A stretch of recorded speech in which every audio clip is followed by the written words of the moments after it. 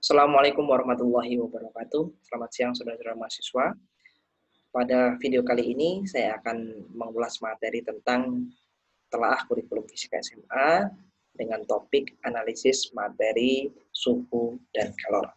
Adapun yang melatar belakangi kenapa topik ini penting untuk kita diskusikan, yang pertama adalah konsep suhu dan kalor yang telah dipelajari di SMP ini akan diperdalam pembahasannya pada jenjang SMA. Kemudian, sebagai calon guru fisika, ini harus mampu memahami KD ataupun kompetensi dasar serta indikator pencapaian materi yang dipelajari di jenjang SMA. Kemudian yang ketiga, mahasiswa calon guru fisika harus memahami kedalaman, keluasan, urutan penyajian materi suhu dan kalor. Adapun tujuan kegiatan pembelajaran kita, yang pertama adalah mahasiswa dapat menjelaskan kedalaman, keluasan, dan urutan penyajian materi suhu dan kalor. Kemudian yang kedua, mahasiswa dapat merancang RPP dan mensimulasikan pembelajaran pada materi suhu dan kalor. Garis besar kegiatan kita menggunakan model I-CARE, yaitu Introduction, Connection, Application, Reflection, dan Extension. Baik, saudara-saudara mahasiswa, pada sesi koneksi ini kita akan urun pengetahuan. Yang pertama, apa perbedaan materi suhu dan kalor yang dipelajari di SMP dan di SMA?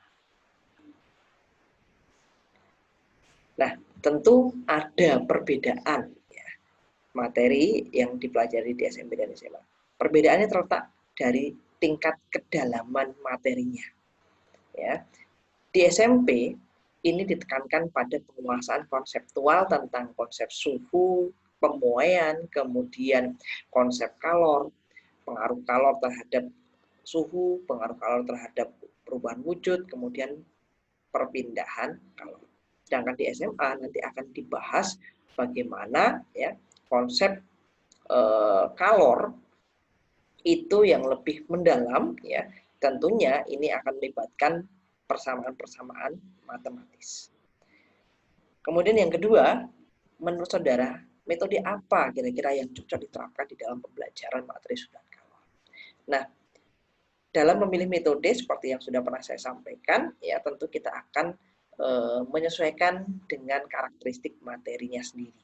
Nah, materi suhu dan kalor ini karakteristik materinya sangat dekat dengan kehidupan kita dan sangat mudah ya dilakukan kegiatan eksperimen-eksperimen sederhana. Nah, oleh sebab itu tentu metode yang paling tepat digunakan dalam membelajarkan materi ini adalah menggunakan metode eksperimen ataupun demonstrasi.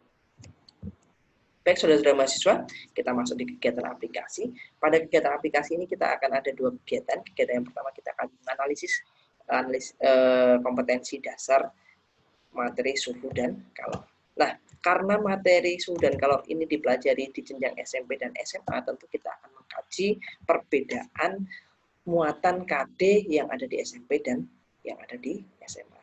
Nah, pada KD IPA SMP, yaitu KD 3.4, muatannya adalah menganalisis konsep suhu, pemuaian, kalor, perpindahan kalor, dan penerapannya dalam kehidupan sehari-hari, termasuk mekanisme menjaga kestabilan suhu tubuh pada manusia dan hewan. Sedangkan yang 4.4 adalah melakukan percobaan untuk menyelidiki pengaruh kalor terhadap suhu dan wujud benda serta perpindahan kalor. Materi pokoknya yaitu suhu dan kalor yang terdiri dari suhu, kemudian alat pengukur suhu, pemuaian, kalor, perpindahan kalor, kestabilan suhu tubuh makhluk hidup dalam kehidupan sehari-hari. Nah, berikutnya kita lihat rumusan KD untuk jenjang SMA. Kita lihat di sini ada 3.5. Kalimatnya adalah menganalisis ya, pengaruh kalor dan perpindahan kalor yang meliputi karakteristik termal suatu bahan, kapasitas, kemudian konduktivitas pada kehidupan sehari-hari. Kemudian yang kedua, 4.5, merencanakan dan melakukan percobaan tentang karakteristik termal, ya, kemudian terutama terkait dengan kapasitas kalor, ya, kemudian konduktivitas kalor, serta presentasi hasil ya dan makna fisisnya. Ini ketinggalan ini makna fisisnya. Sedangkan materinya ada materi suhu, pemuaian, hubungan kalor dengan suhu, dan wujudnya, kemudian ada asas Planck, kemudian ada perbedaan kalor secara konduksi, konveksi, dan radiasi. Sekilas, materi SMP dan SMA cakupannya atau keluasan materinya itu hampir tidak jauh berbeda. Yang membedakan apa? Yang membedakan adalah tingkat kedalaman materinya. Nah, di materi SMA sebenarnya kita tidak lagi membahas suhu dan pemuaian. Ya, tuntutan KD kita tidak membahas lagi suhu dan pemuaian. Tetapi materi suhu dan pemuaian ini menjadi salah satu materi prasyarat yang harus dikuasai oleh siswa. KD di jenjang SMA itu langsung menganalisis pengaruh kalor dan perpindahan kalor. Artinya kita langsung membahas tentang konsep kalor ya dan perpindahan kalor. Tetapi dalam kegiatannya ini lebih diarahkan atau ditekankan pada kegiatan eksperimen. Nah, sedangkan materi suhu dan pemuaian ini menjadi salah satu materi prasyarat. Artinya sebagai seorang guru ya itu tidak akan salah jika materi ini tidak diajarkan di SMA dengan catatan ya siswa itu sudah menguasai konsep suhu dan pemuaian. Caranya bagaimana untuk mengetahuinya? Yaitu dengan memberikan tes diagnostik di awal apakah siswa sudah memahami tentang konsep suhu dan pemuaian. Jika memang siswa sudah memahami konsep suhu dan pemuaian, maka pembelajarannya akan difokuskan pada materinya. Ya. Nah, oke, seperti apa materinya akan kita bahas di kegiatan yang kedua. Baik, saudara-saudara mahasiswa, pada kegiatan kedua kita akan menganalisis kedalaman, keluasan, dan urutan penyajian materi, suhu, dan kalor. Seperti yang sudah saya sampaikan bahwa materi suhu dan kalor ini merupakan pendalaman materi ya yang sudah dipelajari di SMP. Ada materi prasyarat yang menjadi ketentuan ya pada KD yang terdapat pada jenjang SMA, yaitu tentang konsep suhu dan pemuaian. Nah, namun kita akan bahas terlebih dahulu materi prasyarat tentang konsep suhu. Nah, berbicara tentang suhu tentu ini bukanlah hal yang asing bagi saudara-saudara mahasiswa. Ini sudah sangat dekat dengan kehidupan kita, apalagi di masa pandemi ini ketika Anda pergi ke suatu tempat ya, di tempat-tempat publik biasanya Anda harus melakukan thermoscanning ya atau menggunakan termogan ya untuk mengukur suhu tubuh. Nah, suhu sendiri dapat didefinisikan sebagai derajat panas atau dinginnya suatu benda. Alat yang digunakan untuk mengukur suhu adalah termometer. Nah, saudara-saudara, ada berapa kira-kira jenis termometer yang sudah ketahui?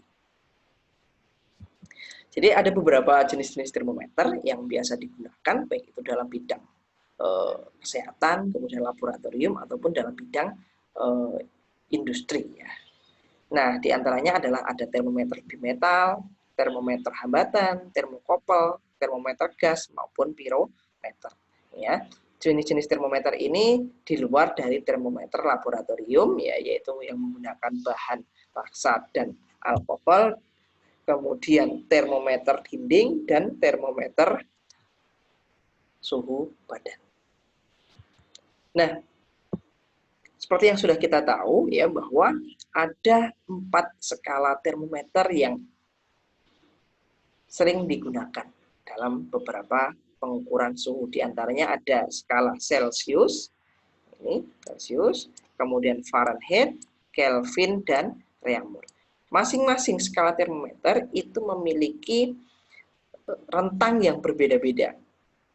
Misalnya pada termometer Celsius itu memiliki rentang antara 0 sampai 100 derajat Celcius. Untuk termometer Fahrenheit itu memiliki rentang antara 32 derajat sampai 212 derajat Fahrenheit. Kemudian termometer dengan skala Kelvin ini memiliki skala dari 273 Kelvin sampai 373 Kelvin. Sedangkan pada termometer Reaumur memiliki skala antara 0 sampai 80 derajat Reaumur. Nah, dari keempat skala termometer ini kita dapat melakukan konversi ya, hasil pengukuran menggunakan termometer ini ya ke skala yang lainnya. Caranya bagaimana? Ya, dengan menggunakan tabel di bawah ini. Misalkan Anda pengen merubah dari skala Celcius mau dirubah ke skala Fahrenheit, maka kita dengan menggunakan perbandingan yaitu C sama dengan 5/9 F dikurangi 32. Kalau kita pengen dari Celcius ke Reaumur, maka C sama dengan 5/4 dikali R. Kalau kita mau dari Celcius dirubah menjadi ya Kelvin, dari Kelvin ya, maksudnya dari Kelvin menjadi Celcius, ini maka C sama dengan K dikurangi dengan 27. Persamaan-persamaan ini itu didapat berdasarkan apa? Ya, persamaan ini diperoleh ya berdasarkan standar kalibrasi sebuah termometer, di mana sebuah termometer ya, itu memiliki standar untuk suhu yang disebut dengan titik tetap. Ada 2 titik tetap, yaitu titik tetap bawah dan titik tetap atas. Perhatikan gambar skala termometer di bawah ini. Ya, 2 buah termometer X dan Y ya, memiliki masing-masing skala tetap bawah, ya titik tetap bawah dan titik tetap atas. Ya. Misalkan kita melakukan pengukuran suhu benda dengan menggunakan termometer X dan terukur suhunya X derajat. Ya, maka kita bisa merubahnya menjadi satuan termometer Y ya, menjadi Y derajat. Caranya bagaimana? Caranya dengan menggunakan perbandingan.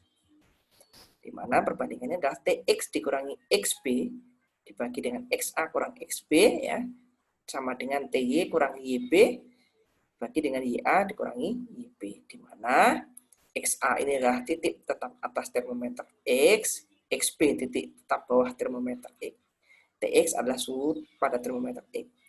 Kemudian untuk yang Y juga demikian, YA, YB, dan TY. Nah, dengan menggunakan persamaan ini, maka kita bisa mencari hubungan antara skala termometer Celcius, Reaumur, Fahrenheit, maupun Kelvin. Sampai di sini bisa dipahami? Oke, kita lanjut ke pembahasan kita yang kedua. Materi pasal yang kedua yaitu tentang konsep pemuaian. Nah, berbicara tentang konsep pemuaian, tentu ini juga sudah menjadi hal yang tidak asing lagi ya, di pendengaran kita, di mana pemuaian ini merupakan peristiwa bertambahnya ukuran menjadi lebih besar dari ukuran sebelumnya karena adanya pengaruh kalor. Contoh beberapa peristiwa pemuaian dalam kehidupan sehari-hari diantaranya, yang pertama ini adalah gelas yang pecah ketika dituang air mendidih. Kemudian yang kedua yaitu konstruksi pada persambungan rel kereta api, ini sengaja dibuat renggang. Kemudian kabel PLN, ya, ini juga dipasang kendor. Ya. Dan yang ketiga adalah pada pembuatan keping bimetal. Misalkan keping bimetal ini adalah 2 buah logam, ya, jenis logam yang terdiri dari 2 jenis logam dengan koefisien muai yang berbeda. Misalnya invar dan perunggu digabungkan. Ketika dipanaskan dia akan melengkung ke kiri, sedangkan ketika didinginkan dia akan melengkung ke kanan. Mengapa hal ini dapat terjadi? Karena adanya perbedaan koefisien muai panjang dari masing-masing bahan. Yang pertama kita akan diskusikan tentang konsep pemuaian panjang. Misalkan sebuah batang yang panjang mula-mulanya L0 kemudian dipanaskan atau diberi kalor sehingga menyebabkan pertambahan sebesar delta L. Nah, besarnya pertambahan panjang ini ya itu dapat kita selidiki dengan menggunakan alat nantinya, yaitu alat yang disebut dengan alat motion probe. Besarnya pertambahan panjang kawat ya ini sangat dipengaruhi oleh koefisien muai panjang. Apa itu koefisien muai panjang? Yaitu suatu perbandingan antara pertambahan panjang delta L terhadap panjang awal benda persatuan kenaikan suhu. Besarnya perubahan panjang ya, itu dapat dinyatakan dengan delta L sama dengan L0 dikali alfa dikali delta T.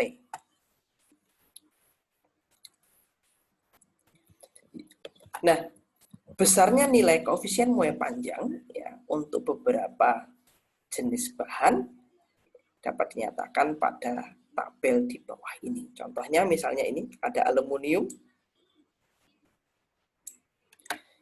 Koefisien Moe panjangnya 26 kali 10 pangkat 6. Pangkat min 6 maksudnya ya. Kemudian kita lihat ada perak di sini. Ini koefisiennya adalah 3 kali 10 pangkat minus 5.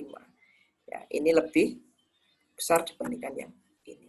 Maka ini akan lebih mudah atau lebih sulit untuk memuai. Kira-kira kalau koefisiennya lebih besar. Ya, kalau koefisiennya lebih besar tentunya dia akan lebih mudah memuai.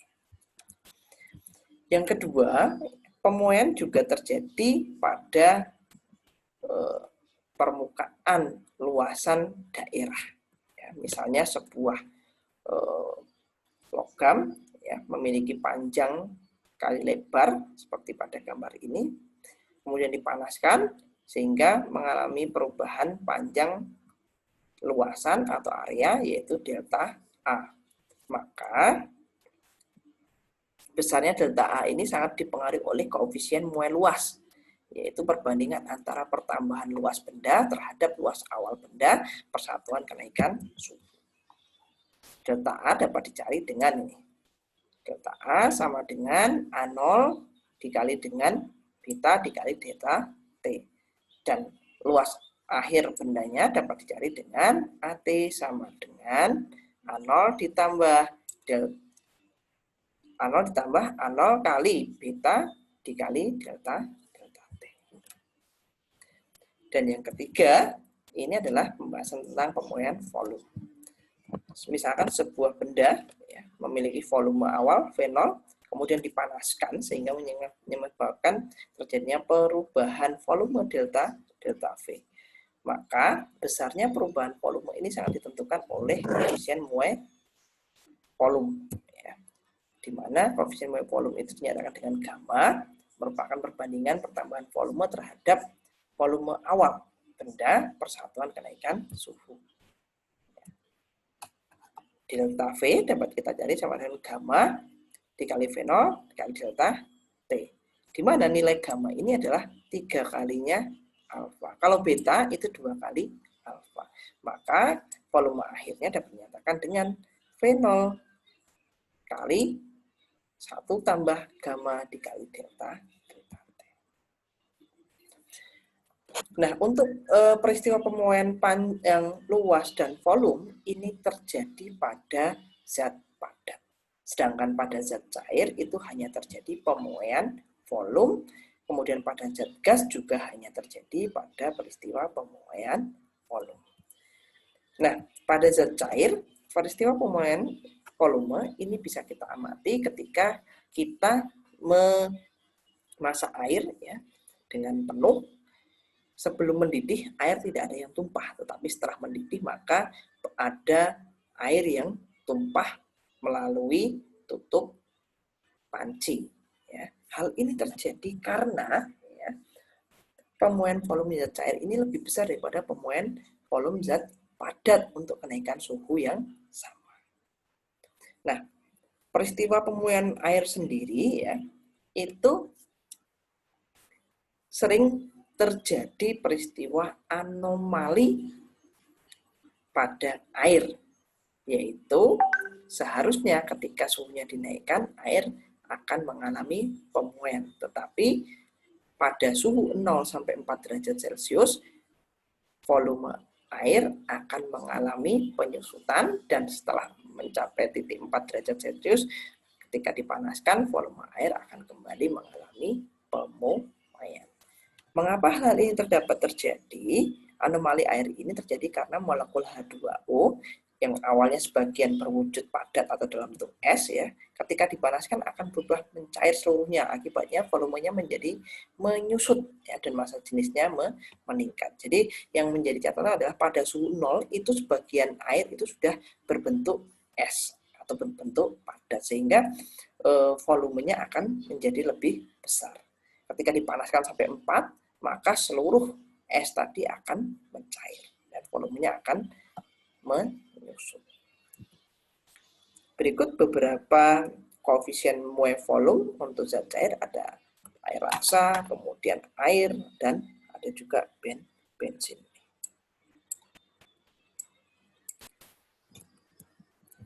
Nah, berikutnya gas juga mengalami peristiwa pemuaian, yaitu pemuaian gas. Eksperimen sederhana untuk mengamati peristiwa pemuaian gas bisa Anda lakukan dengan menggunakan alat-alat yang ada di rumah, misalnya menggunakan botol, ya, kemudian balon, air dingin, dan air panas. Caranya adalah yang pertama, Anda masukkan balon ya ke mulut botol, kemudian celupkan kepada wadah yang berisi air dingin. Setelah itu, pindahkan ya botol tadi ke wadah yang berisi air panas. Amati beberapa saat, maka balon akan mulai mengembang. Mengapa hal ini dapat terjadi? Ya, hal ini terjadi karena ketika dipanaskan, maka gerakan partikel-partikel gas yang ada di dalam botol itu akan bergerak lebih cepat, ya, sehingga menyebabkan terjadinya tumbukan. Ya, tumbukan ini menyebabkan terjadinya tekanan dan akhirnya mengakibatkan volume gas ini menjadi meningkat. Nah, dalam keadaan suatu gas ya, ini dipengaruhi oleh 3 variabel, diantaranya tekanan, volume, dan suhu mutlak. Pada muai gas, nilai gamma ya sama untuk tiap gas, yaitu nilainya 1/273 ya, K-1 ya, di mana gamma adalah tetapan muai volume. Pada kondisi tekanan tetap atau isobar, maka persamaan ini dapat kita selesaikan menjadi VT sama dengan V0 ditambah 1 gamma delta T. Kita substitusikan gammanya, maka kita bisa mencari persamaan ini menjadi VT sama dengan V0 ya, T K ya, Kelvin dibagi dengan T. Maka ya berdasarkan hukum Charles ya, VT per TK sama dengan V0 per T0, atau V per T sama dengan konstan, atau V1 per T1 sama dengan V2 per T2 ya. Nah, dari hukum Charles ini kita dapat mengamati karakteristik yang terjadi, yaitu jika T-nya semakin besar ya, suhunya makin besar, maka volumenya akan semakin besar ya. Walaupun ya volumenya berubah, di sini tekanannya tetap. Itulah yang terjadi pada peristiwa pemuaian gas. Sampai di sini bisa dipahami? Nah, materi suhu dan pemuaian tadi adalah materi prasyarat ya, yang harus sudah dikuasai oleh siswa. Oleh sebab itu, sebagai calon guru, ya, materi ini sah tidak kalau tidak diajarkan. Ya, tentu saja tidak masalah kalau tidak diajarkan di SMA, dengan catatan saudara harus memberikan tes diagnostik terlebih dahulu. Jika siswanya sudah paham materi suhu dan pemuaian, maka materi ini tidak perlu Anda ulang kembali. Anda langsung masuk ke materi konsep kalor. Tetapi jika materi ini hasil tes diagnostiknya menunjukkan bahwa siswa itu masih banyak kesulitan, maka materi ini harus Anda review kembali. Nah, materi kita yang sebenarnya menjadi pokok permasalahan kita adalah materi kalor. Sesuai dengan tuntutan KD tadi, bahwa materi kalor ini harus berbasis eksperimen. Oleh sebab itu, dalam memahami konsep kalor ini juga kita harus memahaminya ya melalui kegiatan inquiry. Nah, sebelum kita bahas tentang bagaimana mengajarkan materi kalor ini, ya ada beberapa definisi yang perlu kita sepakati bersama, yaitu tentang suhu, kalor, dan energi dalam. Ya. Suhu sendiri ya secara fisik dapat dinyatakan sebagai energi kinetik satu molekul zat. Sedangkan kalor ini merupakan perpindahan sebagian energi dalam dari suatu zat ke zat lain karena adanya perbedaan suhu. Energi dalam merupakan ukuran energi seluruh molekul di dalam zat. Nah, saya kira untuk definisi ini tidak menjadi permasalahan. Yang menjadi permasalahan kita adalah bagaimana kita menjelaskan konsep kalor, kalor jenis, kemudian kalor laten ini kepada siswa. Nah, perhatikan gambar di bawah ini. Misalnya ada dua buah wadah, yang sebelah kiri dan kanan itu berisi air masing-masing 100 dan 200 gram dipanaskan dengan menggunakan nyala api seperti pada gambar. Pertanyaannya adalah, jika ya dipanaskan selama 5 menit, ya apakah suhu air pada kedua gelas tersebut sama? Pertanyaan kedua, manakah yang memiliki suhu yang lebih tinggi? Silahkan saudara buat jawaban sementara ataupun hipotesis dari permasalahan ini. Itu yang pertama. Yang kedua, perhatikan gambar ini. Apabila ya dua buah wadah, dua belah gelas ya berisi air dan minyak dengan volume yang sama, kemudian dipanaskan seperti pada gambar 4 dan 5. Pertanyaannya adalah, jika dipanaskan selama 5 menit, apakah suhu air dan minyak tersebut sama? Manakah yang memiliki suhu lebih tinggi? Silahkan Anda juga membuat jawaban sementara ataupun hipotesis dari pertanyaan ini. Nah, dua permasalahan ini, inilah yang nanti seharusnya ya dalam mengajarkan konsep kalor jenis ini dilakukan secara eksperimen. Ini bisa dilakukan melalui eksperimen di laboratorium. Nah, untuk menjawab permasalahan tersebut ya maka yang kita tahu bahwa besarnya kalor jenis yaitu dapat dinyatakan dengan C sama dengan Q per M dikali delta T atau Q sama dengan MC delta T. Sedangkan C sama C besar ya kapasitas kalor sama dengan Q per delta T, sehingga kapasitas kalor dapat dinyatakan menjadi M dikali C.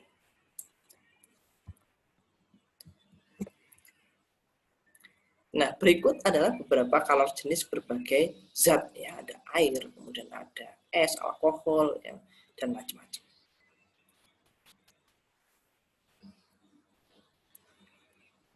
Nah, berdasarkan permasalahan di awal tadi ya, maka ketika dipanaskan ya, air yang memiliki suhu, kita mundur lagi, ya, yang memiliki volume lebih banyak ini dan ini, maka ya, mana yang lebih tinggi suhunya? Tentu yang ini akan memiliki suhu yang lebih tinggi.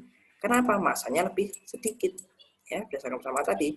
Kalau yang ini pasti suhunya lebih rendah. Ya, karena masanya lebih banyak. Untuk kasus yang kedua, minyak dan air. Nah, kalau kita lihat dari tabel tadi, kalau jenis tadi, maka suhu manakah yang lebih tinggi? Tentu minyak akan memiliki suhu yang lebih tinggi karena minyak memiliki kalor jenis yang lebih rendah.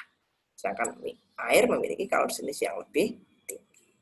Nah, untuk bisa melihat apakah betul ya secara teoritis ya, ini bisa dibuktikan secara eksperimen. Nah, yang berikutnya berkaitan dengan kalor laten. Ya, ini kalor yang berkaitan dengan perubahan wujud benda. Perhatikan gambar di bawah ini. Misalkan kita memanaskan es ya, yang 200 gram dan 100 gram. Pertanyaannya adalah, apakah waktu yang dibutuhkan untuk meleburnya sama? Bagaimana suhu es saat melebur? Silahkan saudara buat jawaban sementara ataupun hipotesis untuk permasalahan ini. Yang kedua, jika kita memanaskan es dan mentega ya dengan massa yang sama 100 gram ya, kira-kira pertanyaannya adalah zat manakah yang akan lebih dulu melebur dan mengapa hal itu terjadi. Silahkan Anda juga buat jawaban sementara dari permasalahan ini. Nah, untuk menjawab permasalahan ini maka kita bisa menjawabnya secara teoritis ya, berdasarkan teori bahwasanya pengaruh kalor terhadap wujud zat ya itu dapat mempengaruhi jika zat itu menerima kalor ya, maka akan terjadi peristiwa yang pertama, perubahan wujudnya dari padat menjadi cair, kemudian dari cair menjadi uap. Ya. Ataupun dari padat juga bisa langsung menjadi uap. Ya. Sedangkan jika benda itu melepaskan kalor, maka misalkan dari ini air ya membeku, kemudian dari gas mencair ya atau mengembun ya, atau dari gas ini mengkristal. Itu terjadi peristiwa pelepasan kalor.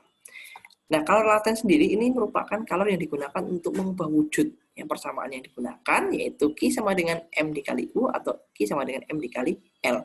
Di mana U ini untuk kode kalor uap dan L adalah untuk kalor lebur. Nah, peristiwa ya perubahan wujud ya benda dan perubahan suhu benda ya itu dapat kita analisis dengan menggunakan grafik pengaruh kalor terhadap suhu dan perubahan wujud benda seperti pada gambar di bawah ini. Ya. Misalkan kita memanaskan es yang mula-mula suhunya 40 derajat. Ketika kita berikan kalor, maka suhunya akan naik sampai ke suhu 0 derajat. Maka di sini berlakulah Q1 MC delta T. Nah, setelah suhunya 0 derajat dan ini masih dipanaskan terus, maka kalor yang diberikan akan digunakan untuk merubah wujudnya. Maka kalornya sebesar dengan Q2 M dikali L. Setelah seluruhnya berubah menjadi es, ya, maka kalor yang diberikan akan digunakan untuk kembali menaikkan suhunya. Misalnya kalor itu sebanding dengan Q3 MC delta T. Kemudian setelah dia mencapai titik 100 derajat, maka kalor yang digunakan akan digunakan untuk melebur, yaitu Q4. Q sama dengan ML. Ini MU ya, uap ya. Kemudian ketika masih dipanaskan lagi, maka akan digunakan untuk menaikkan suhu uapnya, yaitu Q5. Maka kalor total yang digunakan sama dengan Q1 tambah Q2 tambah Q3 tambah Q4 dan tambah Q5. Sampai sini bisa dipahami? Oke, nah jika sudah bisa dipahami, maka kita bisa kembali menjawab pertanyaan yang di sebelah tadi, ya, berkaitan dengan kalor laten, ya. Nah, yang mana kira-kira? Tentunya karena ada variabel massa, ya, semakin besar massanya maka makin lama waktu yang dibutuhkan untuk mencair. Ya, kasus yang pertama. Untuk kasus yang kedua, karena jenisnya berbeda, maka kalor laten setiap benda kan berbeda-beda. Ada es dan ada mentega. Oleh sebab itu, yang mana yang memiliki kalor laten lebih rendah, itu yang akan lebih cepat mencair. Nah, berbicara tentang kalor, maka tidak terlepas dari salah satu penemuan Joseph Black, yaitu tentang fenomena pencampuran dua buah zat yang memiliki suhu yang berbeda. Nah, dalam kehidupan sehari-hari, saudara tentunya sering ya menikmati secangkir teh hangat. Nah, untuk mendapatkan teh hangat, tentu Anda harus menyeduh air panas dan air dingin.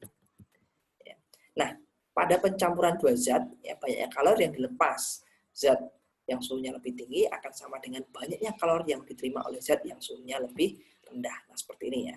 Sehingga dihasilkanlah air hangat ataupun teh hangat. Secara matematis dapat dinyatakan dengan Q lepas sama dengan Q terima. Nah, di mana kita tahu bahwa Q sama dengan MC delta T, ya, maka kita bisa mencari nanti suhu campurannya itu berapa sih air hangatnya itu. Nah, disinilah kita bisa menemukan suhu campuran. Nah, untuk mengamati peristiwa ini, ya, Anda dapat melakukan eksperimen di laboratorium dengan menggunakan kalorimeter. Ya. Nah, yang terakhir pembahasan kita yaitu tentang perpindahan kalor. Nah, berbicara tentang perpindahan kalor dapat berpindah melalui 3 cara. Yang pertama adalah konduksi, konveksi, dan radiasi. Untuk yang pertama, kasus yang pertama adalah perpindahan kalor secara konduksi. Nah, coba Anda perhatikan secangkir kopi yang ada di depan Anda. Menikmati kopi tentunya ini memiliki sensasi yang berbeda. Kopi akan lebih nikmat dinikmati pada saat panas. Oleh sebab itu, pecinta kopi akan menjaga agar kopinya tetap panas. Nah, permasalahannya adalah kira-kira pemilihan gelas dengan bahan yang seperti apa yang mampu mempertahankan suhu kopi agar tak dapat bertahan lebih lama. Apakah menggunakan gelas keramik, mug seperti ini, atau menggunakan gelas dari bahan kaca, menggunakan dari bahan plastik, cangkir ya, atau menggunakan paper cup. Ya. Nah, silahkan Anda buat jawaban sementaranya. Pilih yang mana? Mug, gelas kaca, menggunakan cangkir, ya, ataupun menggunakan paper. Oke, sudah ya. Untuk menjawab permasalahan itu, maka kita perlu mempelajari terlebih dahulu bagaimana aliran kalor ya yang terjadi secara konduksi. Misalkan dua buah benda ya yang memiliki suhu berbeda T1 dan T2 ya didekatkan atau ditempelkan, maka akan terjadi aliran kalor secara konduksi. Nah, besarnya ya, aliran kalor secara konduksi ini dapat dinyatakan dengan Q per T sama dengan KA delta T per L, di mana K adalah konduktivitas termal bahan, A luas penampang, kemudian L adalah panjang lambatan kalor, delta, dan delta T adalah beda suhu antara dua benda. Nah, berdasarkan fenomena tadi, ya, maka kita amati besarnya konduktivitas termal bahan. Ya. Gelas kaca ini 0,84, keramik 1,9, kemudian plastik cangkir 0,15, dan paper cup 0,05. Nah, dari persamaan ini kita bisa menyimpulkan manakah yang lebih tahan lama untuk menyimpan panas, yang gelas kaca, mug, cangkir, atau paper cup. Anda bisa mengamati dari nilai konduktivitas bahannya. Semakin besar ya konduktivitas bahan, maka perpindahan kalornya akan semakin cepat. Kalau perpindahan kalor semakin cepat, maka suhu kopi akan lebih cepat dingin. Maka kalau kita lihat, yang paling kecil adalah paper cup. Sehingga kalau Anda ingin kopi Anda itu awet panasnya, silahkan Anda menggunakan wadah yang terbuat dari bahan paper cup. Ya. Sampai sini bisa dipahami? Oke, kita lanjut ke perbedaan kalor yang kedua, yaitu cara konveksi. Nah, sekarang perhatikan gambar sebuah alat peraga konveksi alamiah pada udara. Pertanyaannya adalah mengapa asap obat nyamuk dapat terhisap ke dalam kotak? Silahkan Anda jawab. Nah, ketika ya, asap obat nyamuk ya, didekatkan pada lubang di sebelah kanan, ya, kemudian di dalam kotak sendiri di bawah lubang yang sebelah kiri itu terdapat sebuah lilin yang menyala. Maka udara yang berada di atas lilin akan bergerak ke atas secara konveksi, ya, sehingga asap yang ada di cerobong sebelah kanan itu akan bergerak masuk. Pergerakan asap ini terjadi karena adanya perbedaan tekanan. Nah, perbedaan kalor secara konveksi ya itu juga bisa diamati pada peristiwa memasak air ya. Jadi air yang dingin itu akan bergerak ke bawah, sedangkan air yang panas akan bergerak ke atas. Besarnya laju perbedaan kalor dapat dinyatakan dengan Q per T sama dengan H kali A kali delta T, dengan H adalah koefisien konveksi termal. Dan yang terakhir adalah radiasi. Nah, untuk mengamati fenomena radiasi, Anda bisa melakukan eksperimen sederhana dengan menggunakan dua buah bola lampu, yang satu berwarna hitam dan yang satu berwarna putih, yang dihubungkan dengan pipa U yang berisi dengan cairan alkohol. Ya, kemudian berikanlah sumber panas ya, di dekat bola lampu tersebut. Kemudian amati bagaimana permukaan alkohol pada pipa U. Mengapa hal ini dapat terjadi.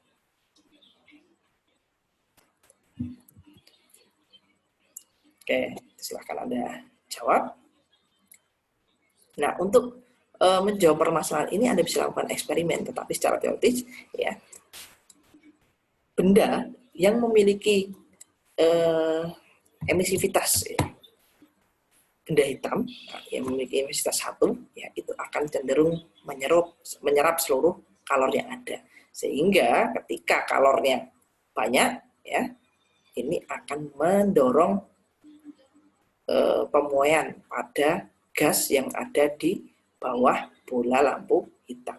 Gas ini akan mendorong cairan alkohol ke arah bola yang berwarna putih, sehingga menyebabkan terdapat perbedaan tinggi alkohol pada pipa bejana berbentuk U. Nah, secara matematis ya, besarnya radiasi, kita ambil contoh pada radiasi matahari, yaitu H ya, sama dengan A, E, tau, T pangkat 4. Dengan A adalah luas penampang, H adalah kalor yang merambat persatuan waktu, T adalah tetapan Boltzmann, dan E adalah koefisien emisivitas. Untuk benda hitam sempurna, E-nya sama dengan 1. Sampai di sini bisa dipahami? Oke. Yang terakhir, kita sampai di kegiatan refleksi. Marilah kita mulai kegiatan pembelajaran. Apa yang telah Anda pahami tentang kedalaman, keluasan, dan urutan penyajian materi suhu dan kalor. Kemudian apa yang masih menghubungkan tentang suhu dan kalor. Silahkan Anda jawab di dalam LMS. Yang terakhir, tidak lanjut, silahkan Anda merancang skenario pembelajaran materi suhu dan kalor, kemudian simulasikanlah ya, materi tersebut. Saya kira pertemuan kita hari ini cukup sampai di sini. Sampai ketemu di pertemuan berikutnya. Assalamualaikum warahmatullahi wabarakatuh.